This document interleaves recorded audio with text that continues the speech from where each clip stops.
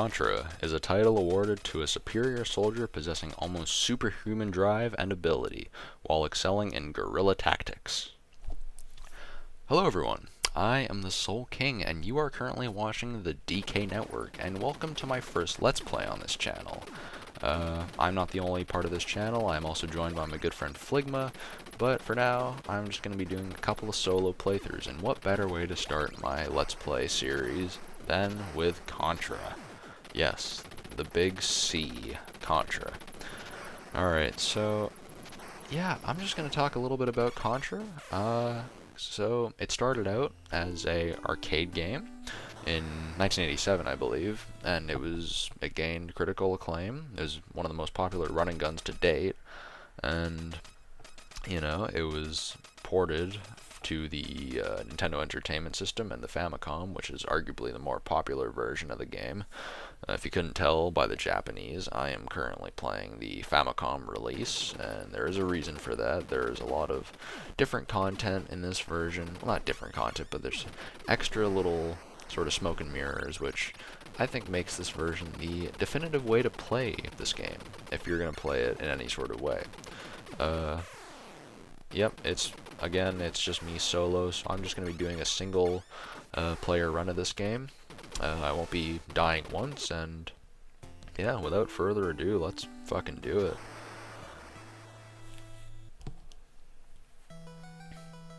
Here's the first thing that's obviously different. There's a opening cutscene. In the year 2631 AD, a mysterious meteorite fell into the Galuga archipelago near New Zealand. No, I don't speak Japanese. I'm just reading off the translation from this game for English. 2 years later, a mysterious invader, calling itself Red Falcon, plots the downfall of mankind by fortifying the entire Galuga archipelago. What does that mean? I don't know. But yeah, right away, the production value, you can already tell, is so much higher than the American version. Orders were given to Bill and Lance of the Earth Marine Corps Contra unit to destroy the enemy's base.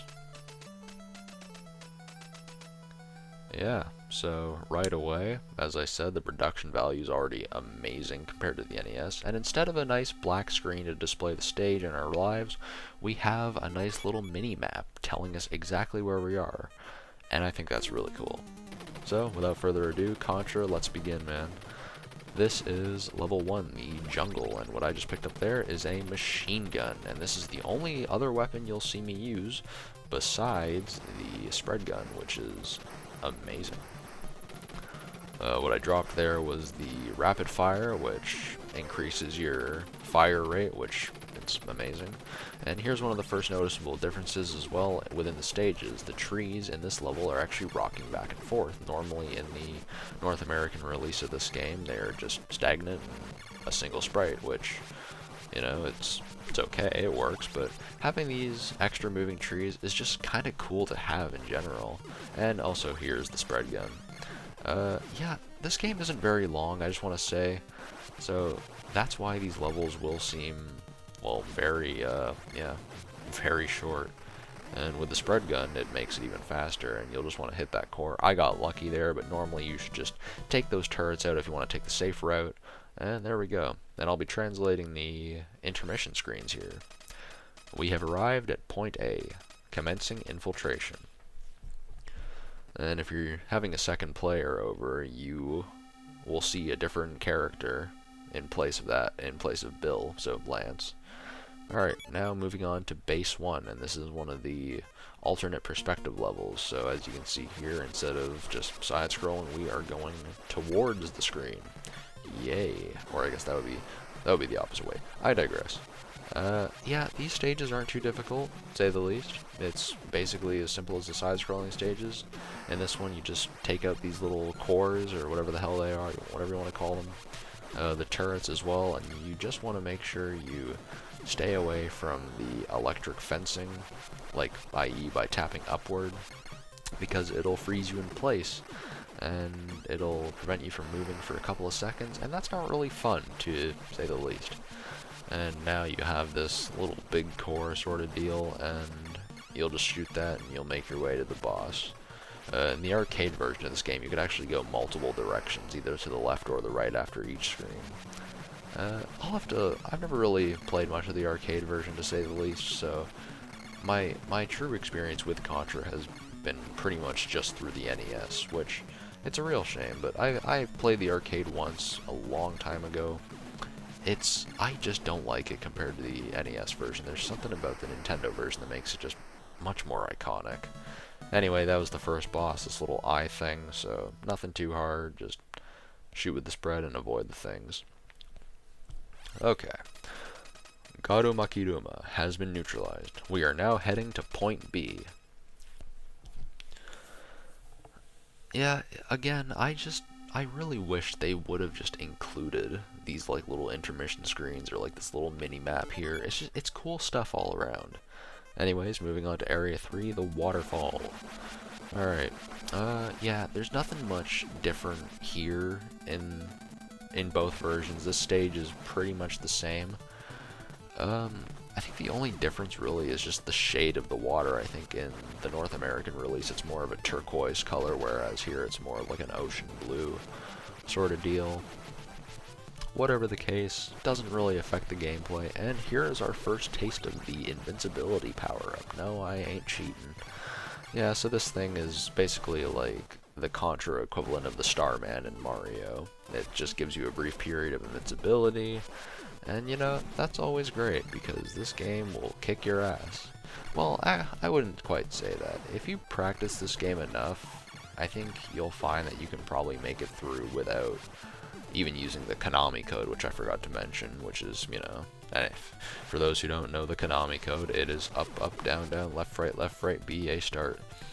If you couldn't tell, I'm not using the code for this playthrough, as I'm doing a no-death anyways, so there's not really much incentive, but if you really want to have fun with this game, use the code, man. And if you want to get good at the game and not need the code, or if you don't need the code and just want to one-life it like me, then, well, don't use the code. To each his own, right? I find the code is more fun when you're doing two-player co-op, because that way you have a whole bunch of lives to spare and it's not the biggest deal. Okay. We have arrived at point B, commencing infiltration. And this is the second alternate perspective stage, and the only one. There's only two of them in this level, or in this game, I should say. Base number 2, let's get into it. Not much is different about this one. It's a little bit more difficult, not by much though. All that's different is that there's like more protective shielding on the a couple of the sensors. That's what the flashing noise was, the little squares that break and then reveal these. And I guess, I don't know, the palette's different. The other one was blue, this one's red. I don't know. Not much to say about this level other than what already was said about the previous one, but, you know, I digress. I do like how there's those unique little borders, though, for each one of these levels. That is kind of cool. I'm assuming because these levels are so, like, simplistic in nature, they would need a smaller screen and there'd be not enough to cover up. I don't really know what I'm talking about, but, like, it's hard to explain. Oh yeah, these red guys, by the way, in this stage give you power-ups and stuff like that. So you'll want to shoot those guys down. And you'll want to watch out for these weird little red log things. Don't know what the hell they are. I don't read manuals. I just play the games, folks. And this one's a little bit more tricky. You'll have to shoot the turret up here. One thing, if I could give any tip to any player about this game, you'll just want to make sure you really squint your eyes and see those white pellets, because that's all it takes to kill you in this game, those little white pellets, and they're very difficult to see. I know I've certainly got pissed off at it. And, well, for the record, I'm doing this on real hardware too, so my controller, I find, can slip out a couple times. This is the second one of these bosses, and as you can see, there's like these little guys that come out, and Optimus Prime. Actually, I don't know what this thing is called, but... Or actually, I will in a moment, once we beat the stage, but the gimmick with here is that he splits into two, and that you can only hit him when he splits into one, like that. So, This boss isn't too hard, it's more just nitpicky than anything, but I used to lose my shit against this boss when I was younger. Still don't know how, it's those little bubbles that he shoots out, but I digress.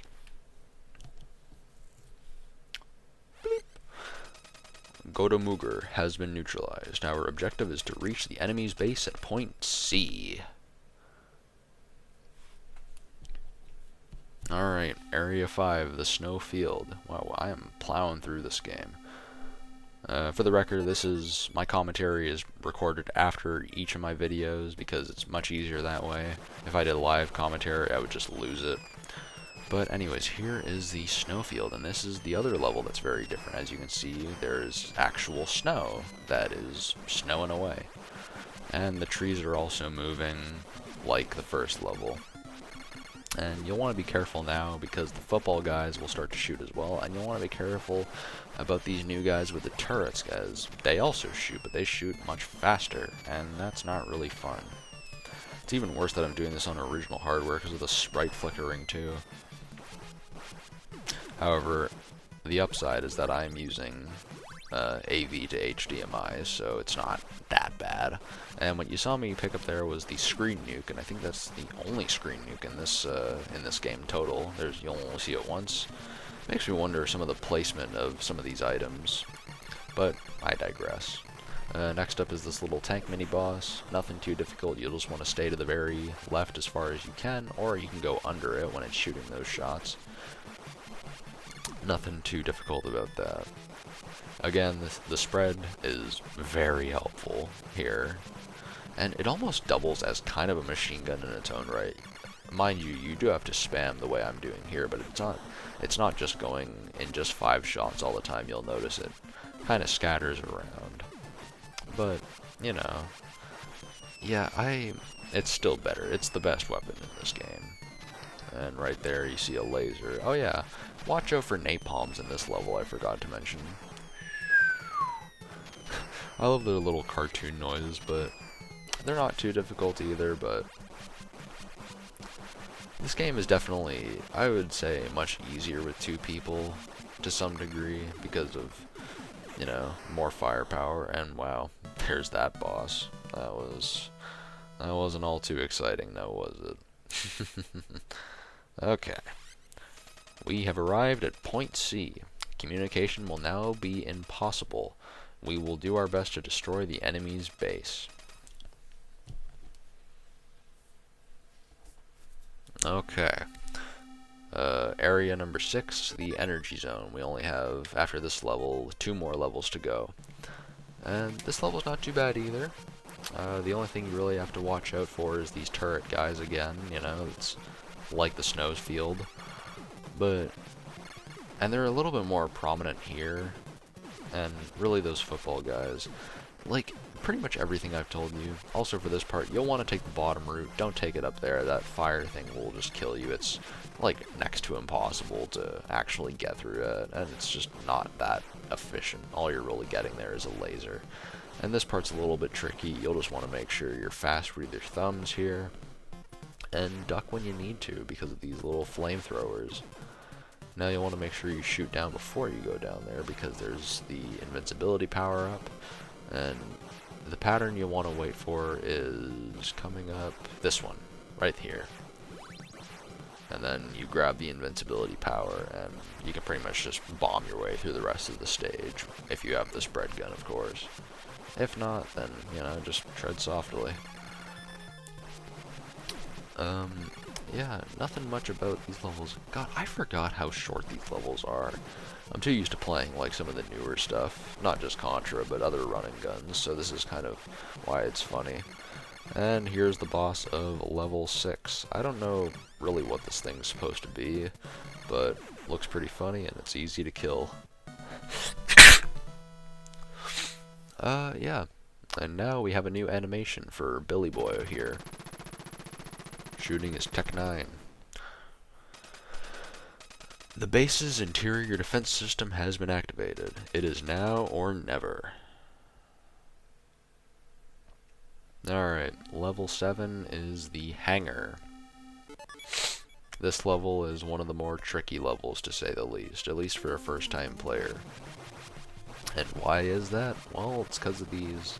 Not because of these, actually. These things are easy to deal with. The real trick of this level is the actual, what do you call it? The trick for these levels is these little spike walls that come up. That's not very fun to deal with. You don't want to, this stage is just a matter of patience is what I'm trying to say. And, you know, you'll see a lot of these, and there will be times where enemies will be running up behind you while you have to shoot these things, and that really sucks. Luckily, I got pretty lucky in this run, to say the least. You'll want to pick up this invincibility power as well. Like before, you know, invincibility is always great when you have it, and you'll want to hitch a ride on this minecart and shoot aimlessly at the world. Yeah, I know. My descriptions, huh? And take the upward path if you can. If you can't, just take the downward path, but again, it's just much easier to take the upward path because you just shoot through all those spikes. And that's one of those moments where you want to really time your jumps carefully, but otherwise, this level's not too bad. Now, as you can see, there's a pattern. Pretty simple. These turret guys suck, kill them. But you'll also want to make sure you... This game can be a bit overwhelming by the end, especially here. I was very lucky in this part. Normally those football guys don't show up. I don't know how the hell they were there. But shoot your way through and you'll basically just beat the level there. It's not even much of a boss if you have the spread shot. Alright. Now for the final level, which is the alien lair. Oh yeah, I forgot to mention there was a lot of an alien inspiration. Well, you'll see it with the final level especially, but anywho. It seems we have arrived at the enemy's base. What is this place? As I mentioned, this is the alien's lair, and this is the final level of the game. Woohoo. Alrighty. Now the first thing any of you will probably notice if you've been just playing the North American version is that the ground is actually moving. Like this thing's alive, like it's an actual alien base. And don't tell me that isn't ripped straight out of Alien, right? Yeah. It looks exactly like a xenomorph. But I love it. And hey, these things too, actually. These weird little wall alien things. You'll want to take those guys out because those little plasma things they shoot out, they will eventually give chase and they get fast. It's just not, it's not a lot of fun to deal with. You'll also notice here, by the way, speaking of the moving ground, is that it actually seems to be getting faster, I realized, with the farther you go. And I think that kind of, in my opinion, I actually like this better because it kind of ups the ante of the level a little bit. Makes it more intense, and oh, look at that, there's face huggers, and final boss in 3, 2, it's a heart. Yeah. Expecting that, folks. The Red Falcon is literally a heart. I guess, yeah, now that I'm thinking about it, I think this thing is called the Heart of the Red Falcon, but I could be totally wrong. I'm not an expert again. Anyways, this boss is only hard for one reason, and that's the facehugger eggs. If the facehugger eggs weren't here, this heart would be fucking dead in 2 seconds. So what you'll want to do is you'll want to destroy the facehugger eggs, or at least 2 of them. And you'll just want to hit the top ones first, get into this sort of rhythm that you see me doing here, where the top one goes out first and then the bottom one comes out second, just so it gives you some time to shoot them. And yeah, there is Contra. We have just beaten the game. And that's another thing that's different. There's a victory theme for the very end instead of just the regular and there's an actual little cutscene as well right before the normal ending that you see in the regular NES version. So yeah, I like to think of this as kind of like an extended cut of Contra.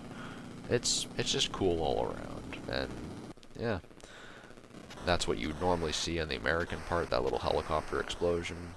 And the last notable difference that I can think of is that it just fades to black and white like that. Normally it does something else. I think it just cuts to the credits instead of scrolling like that.